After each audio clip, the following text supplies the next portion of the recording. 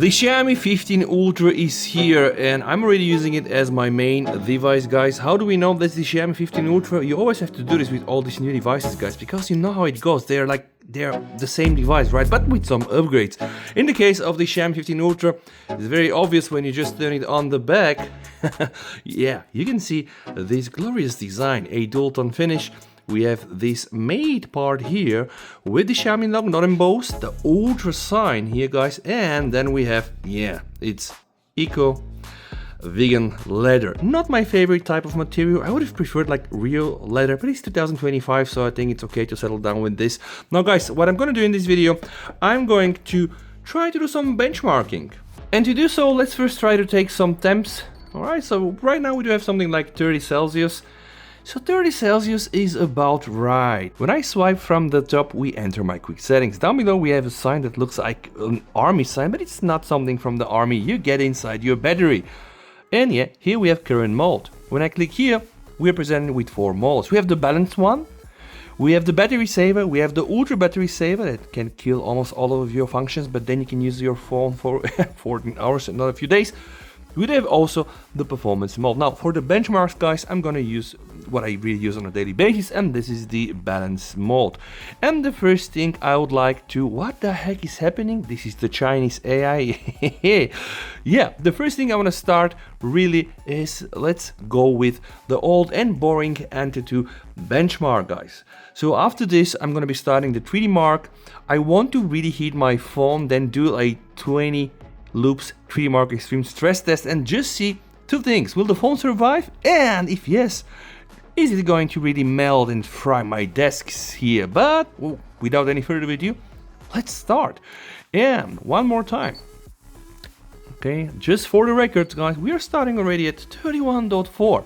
Right, let's enjoy this benchmark, guys. And if you want to get extensive coverage on the Xiaomi 15 Ultra, you might want to support the channel. This is my protest, guys. I'm using those phones, not for the reviews. I'm gonna really use this as my main daily driver. I'm actually already doing that one. And in the process, I'm finding stuff out. Camera performance, right? This phone is almost like all about camera, but then it's not everything that makes a phone, right? What about screen? What about the battery life? What about gaming? And yeah, all of this. Anyway, guys, let's just see how much we're gonna get in Antutu, and then we will continue with the other benchmarks.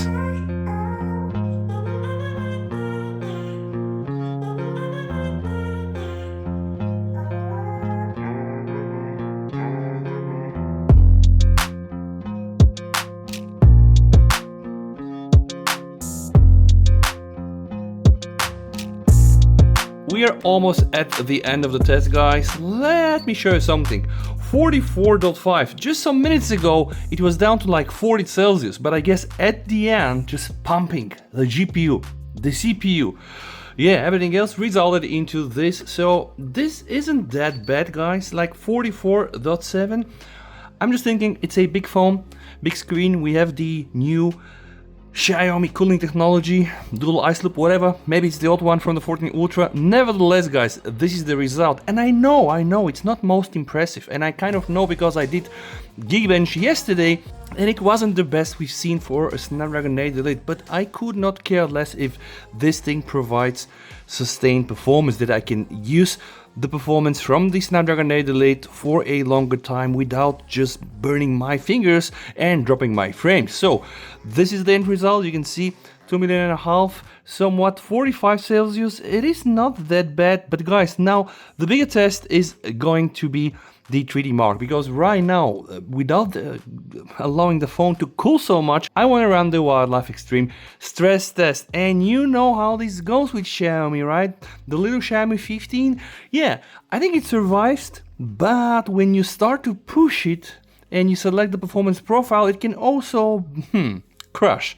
So it's very important to see if now with my stock settings, balanced settings on the battery, right, I'm able to just survive these 20 loops. And by the way, the starting temp, as I said, it's going to be 42. So I'm not allowing the phone to recover on purpose, because I'm only interested into getting good performance over a prolonged time, sustained performance. I'm not interested into picking up like 20 watts of usage, boom, 1000 FPS. No, that's not my style. That's not what I'm looking for. Maybe that's your style. I completely understand this, but I'm looking for something else. And now I want to see if this phone can last 20 rounds. Right, let's fast forward.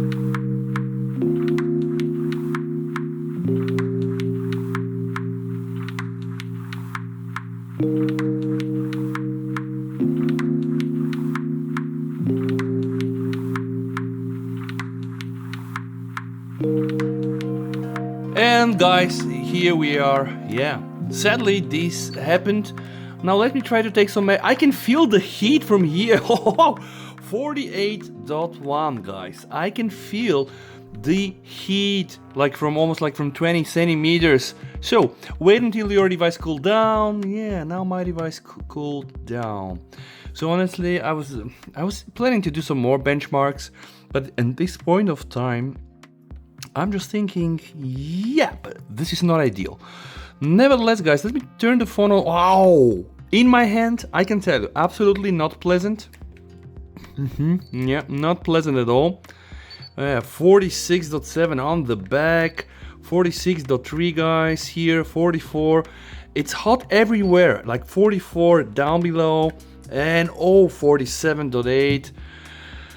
Oh boy, alright, guys, I think this is it. This is gonna be it for this round of testing. This requires me to put it in the ice bucket with a lot of ice. At this point of time, I'm not happy. Let me know what you think down below in the comments, guys. I'm not really happy. This is the Xiaomi 15 Ultra. That's the Chinese version. This is supposed to be the one. Anyway, let's not overreact here, guys. It's probably not a deal breaker. Before that, by the way, I played CarX Street 59-60 FPS, not an issue at all. And you know how it goes with benchmarks. Xiaomi, they have a very, very relaxive policy with benchmarks, allowing the phone to surprise you with the peak performance.